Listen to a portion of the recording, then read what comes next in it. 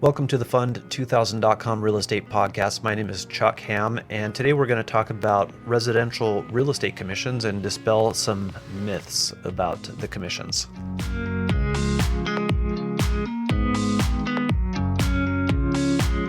All right, welcome. So today let's talk about real estate commissions and let's dispel some myths and also talk about some changes that might be coming our way in real estate commissions and MLS rules, and that could be forced upon us through litigation. So the traditional method is getting attacked.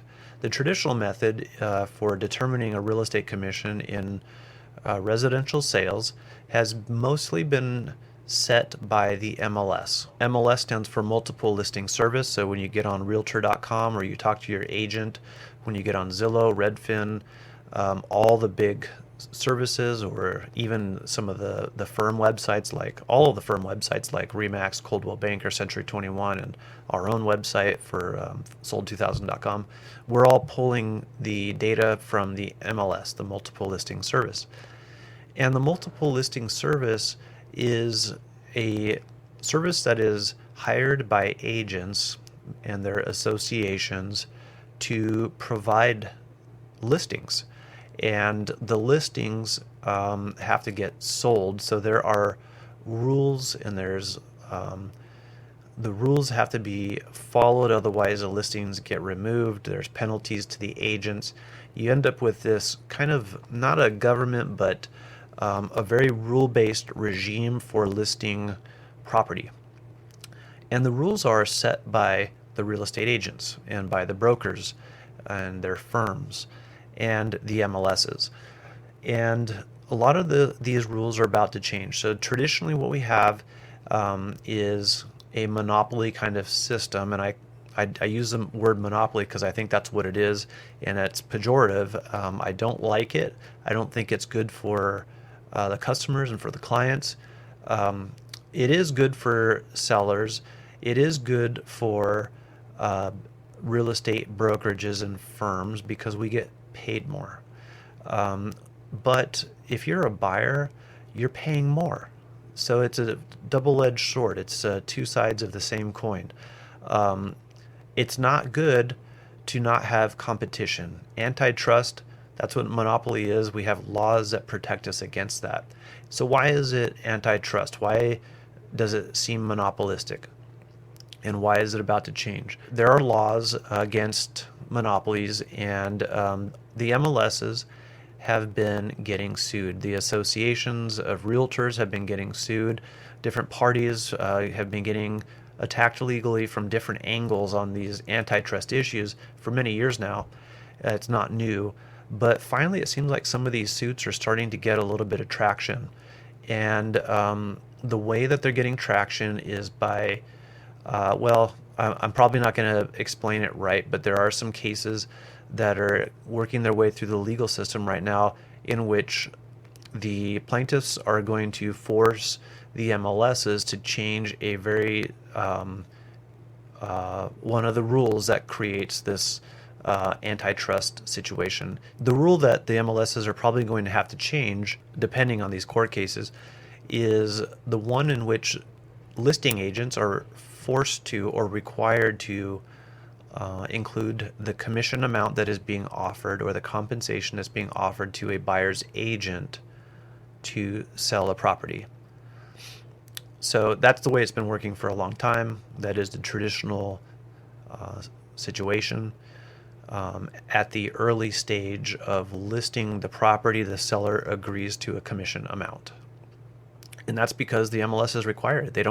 You cannot get on the MLS, the multiple listing service, unless you offer a commission. Therefore, at the early stage of listing your property to sell on the MLS, you have to have the commission already figured out.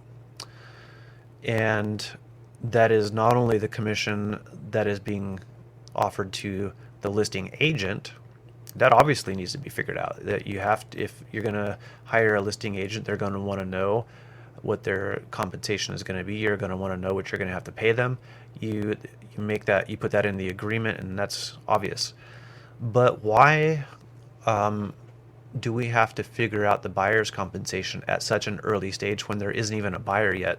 That is the issue. That is the rule that is probably going to get changed.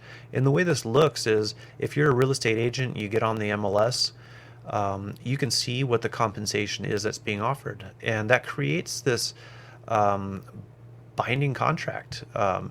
So if I am a buyer's agent and I go look up an address 123 Elm Street, I'll see that Realtor Joe has it listed for $500,000 and 2% is being offered to whichever buyer's agent closes this deal. So I bring my buyer client to check out 123 Elm and they like it, and they instruct me to write an offer. And I know that by doing so and closing that transaction, I'm going to get paid 2% because it's on the MLS. I don't have to negotiate it. It's just there. And that is because that's what Realtor Joe put on the MLS at that early stage of listing the property. That's what's going to change. So the courts may be requiring MLSs pretty soon to not post what the buyer's agents are going to be offered for a commission. That is because it is kind of monopolistic. The main reasons that I believe this is being argued as monopolistic is it takes away the ability of the buyers and their agents to negotiate the commission, and therefore the overall cost of the transaction at that stage. Because by the time the buyer gets involved under the traditional rule system where the MLS is setting the compensation amount, or the listing agent on the MLS is setting the compensation, by the time the buyer gets there, they've had no say. The compensation is already negotiated and the price is already inflated to account for a super high commission probably. That's just been the trend. So in my case with my hypothetical here with Realtor Joe on 123 Elm Street, and I brought my buyer, they were very happy to, finally get a home that they could afford for $500,000, but wow, 2%. And I'm happy as a buyer's agent to get 2%, even though it's a little bit lower than 2.5%. It's still good. But the buyer didn't get to choose. They didn't have any say in that, and that tends to be monopolistic and against the antitrust laws. That's what's being argued.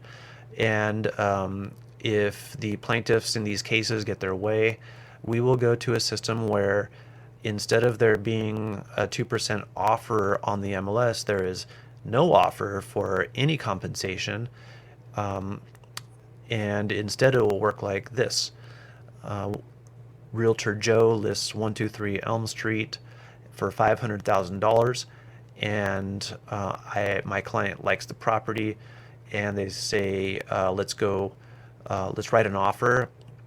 I will have to, as the buyer's agent, write the offer and include that the buyer's requesting that the seller pay Realtor Chuck 2% commission, and that'll give the seller an opportunity to respond as well.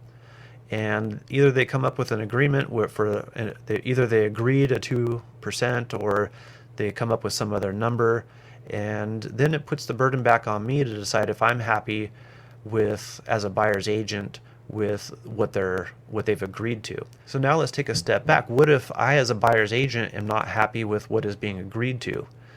Well, that puts the burden on the buyer's agents to establish their value at an early stage also. So whereas before, all this discussion about what is a realtor worth was happening on the listing agent side at the early stage before even listing the property on the MLS. The agents would say, well, we're a big firm, and we'll get your property sold quickly. Therefore, we're going to, and for the highest amount, therefore, we're going to ask you to pay us 6% or 5%, whatever it is. Discount firms were charging less. Now, instead of that happening at the early stage, that discussion is going to the buyers if we have this rule change. So at that early stage, when you, as a buyer's real estate agent, when you acquire a buyer, or when you, as a buyer, hire an agent, at the early stage of starting your relationship and seeing property, there's going to be a written agreement, and this already exists, but no buyer's agents really use this. They should, but they don't. There should be a written agreement between the buyer and the buyer's agent, in the same way that the seller and the listing agent would establish an agreement. It's called a listing agreement. There should be a buyer broker representation agreement. And that's when you have this discussion, what is my agent worth? And now this is going to be happening on the buyer side. So this is interesting because this is more like commercial real estate.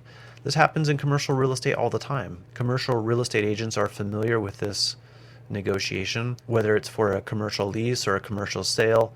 When a commercial agent is representing a tenant or a buyer in commercial real estate, they will often find a property that their client likes, and at the early stage of before writing an offer, they will write a letter of intent, and the letter of intent will include information about what their client thinks the property is worth, like a proposed offer amount, so that they know that they're not wasting their time in considering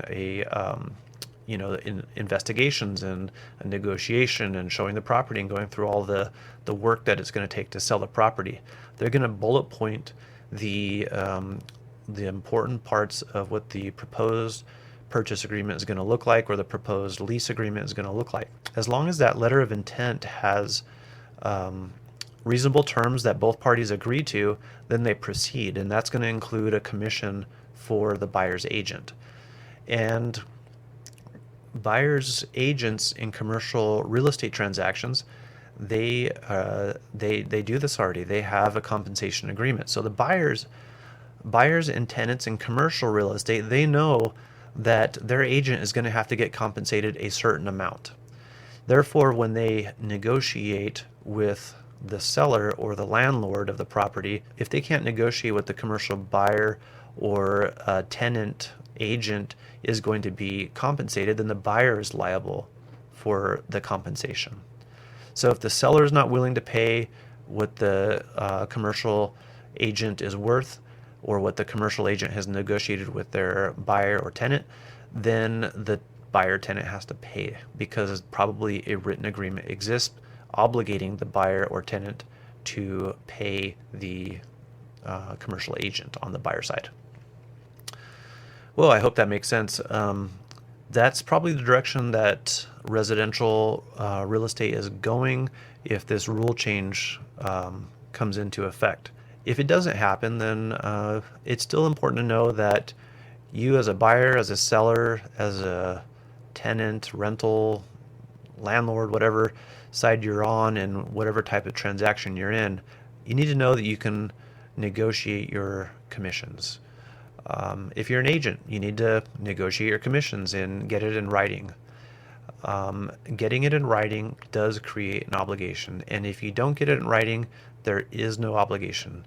In California, you have no interest in land and real estate, in a commission for the sale of real estate, in a commission for the lease or rent of real estate. You have no interest, period, unless you get it in writing. And it's really interesting how we've gotten so many years in residential real estate sales with buyers agents doing very little to get their compensation in writing at an early stage. They always wait till they're writing an offer, and then they finally have, for that one property that they're actually writing an offer on, a written agreement for what the compensation is going to be, even though they're probably showing dozens and dozens of properties and doing all kinds of work with no obligation to be compensated. They're basically working for free.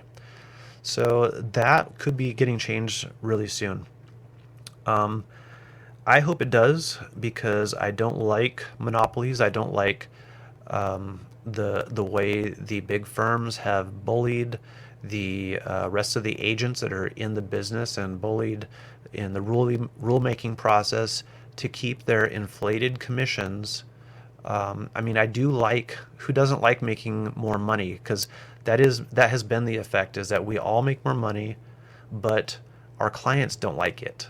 Our clients want to see more competition, and that's why we're having these lawsuits. Our clients don't want to be paying inflated amounts of money for real estate because of transaction costs. They want to be paying what the actual costs are, without having to pay a tax. Basically, that's what it is, a tax for doing business with on the MLS. So that's it for today. Thanks for listening. If you have any questions about real estate commissions, whether you're an agent, an attorney, a bank, or anybody who is hiring a real estate agent, or if you're looking to hire a real estate agent and want to talk about what our office is willing to do for you, give us a call or send me an email, chuck@fund2000.com. And it's an interesting discussion. I like competing for business, and I'm never afraid to talk about compensation. Some firms will not talk about it. The bigger the firm, you can think of the Berkshire Hathaways, the Coldwell Bankers, a lot of the Century 21s, and all kinds of real estate offices. You cannot talk about commissions. They will say that's a hard no. And they'll make arguments like, this is what we're worth and here's why we're worth it. And really, their value is tied up in the MLS. Their value, they're not doing anything except for listing a property on the same MLS that any other realtor or agent lists it on. And that's why we have done well, because we can do the same, and sometimes more, usually more actually, because we have incentive to work harder. We train our staff. We're better educated. We have more experience, and we're able to do a much better job because of our experience and knowledge for our clients.